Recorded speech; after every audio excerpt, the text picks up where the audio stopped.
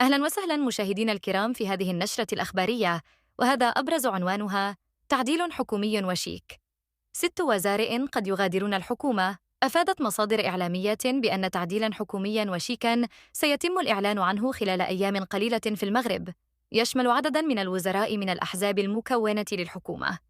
يهدف هذا التعديل إلى تعزيز أداء الحكومة وتحفيزها على العمل بوتيرة أسرع لتنفيذ التزاماتها، خاصة مع مرور نصف فترة ولايتها. يأتي هذا التعديل استجابة للحاجة إلى معالجة نقاط الضعف التي ظهرت في الأداء الحكومي خلال المرحلة السابقة، وتجديد الفريق الحكومي لضمان استمرارية المشروعات والتزامات الحكومة. من بين الوزراء المتوقع مغادرتهم وفقاً للمصادر: عبد الوافي لفتيت وزير الداخلية، شكيب بن موسى وزير التربية الوطنية والتعليم الأولي والرياضة، فاطمة الزهراء عمور وزيرة السياحة والصناعة التقليدية والاقتصاد الاجتماعي والتضامني، يونس السكوري وزير الإدماج الاقتصادي والمقاولة الصغرى والشغل والكفاءات، ليلى بن علي وزيرة الانتقال الطاقي والتنمية المستدامة، رياض مزور وزير الصناعة والتجارة.